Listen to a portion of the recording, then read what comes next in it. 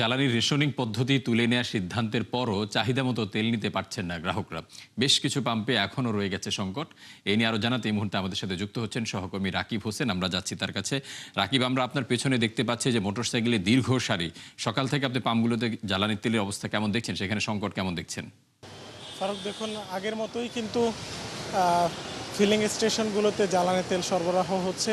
গতকালকে বিদ্যুৎ ও জ্বালানি প্রতিমন্ত্রী যেই বার্তাটি দিয়েছেন যে রেশনিং পদ্ধতি আর রাখা হবে না, এবং সেটি নিয়ে আপনারা জানেন যে অলরেডি বিভিন্ন গণমাধ্যমে নিউজ হয়েছে, কিন্তু আসলে বাস্তবতা ভিন্ন। এখন পর্যন্ত সেই আগের মতোই রেশনিং পদ্ধতি মেনে জ্বালানি তেল সরবরাহ করা হচ্ছে রাজধানীর ফিলিং স্টেশনগুলোতে। সেই হিসাবে কিন্তু এই যে আপনি দেখতে পাচ্ছেন যে মোটরসাইকেলের দীর্ঘ সারি, তারা কিন্তু যারা রাইড শেয়ার করছেন তারা সর্বোচ্চ 5 লিটার তেল পাচ্ছেন, এবং রাইড শেয়ার যারা করছেন না তাদেরকে সর্বোচ্চ 300 টাকার তেল দেওয়া হচ্ছে।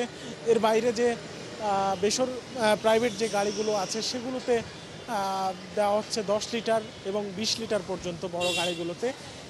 এই এই এই নির্দেশনা মেনেই এখন পর্যন্ত সরবরাহ করা হচ্ছে। আমরা দেখেছি যে আসলে এখানকার যে পাম্প মালিক আছেন তার সাথে কথা বলেছি, তিনি বলছেন যে এখন পর্যন্ত সরকারি সেই নির্দেশনা আসেনি, এবং আসলে নির্দেশনা যদিও থাকে তাহলে সেটা তারা জানতে পারবে 1 ঘন্টা পর। দুইটাই তাদের সাথে সচিবালয়ে একটি মিটিং আছে। এবং আরেকটি বিষয় হচ্ছে যে ডিপো থেকে সরবরাহ যখন বাড়বে তখন আসলে পেট্রোল পাম্পগুলোতে সরবরাহ বাড়বে, তারা এমনটা দাবি করছেন।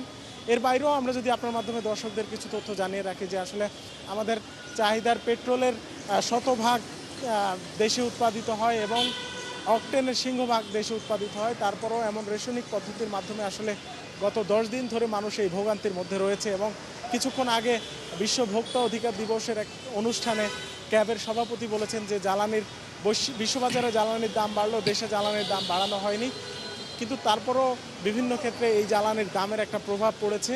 সেটি আসলে মানুষের জন্য যেমন কষ্টদায়ক তেমনি ভোগান্তিরও। এই বিষয়ে আসলে সরকারকে তারা দাবি জানিয়েছেন যেন রেশনিং পদ্ধতি দ্রুত তুলে দেওয়া হয় এবং মানুষের ভোগান্তি লাঘবের জন্য সর্বোচ্চ ব্যবস্থা নেওয়া হয়। ফারুক, এই ছিল আমার কাছে সবশেষ তথ্য। রাকিব, আপনাকে অসংখ্য ধন্যবাদ।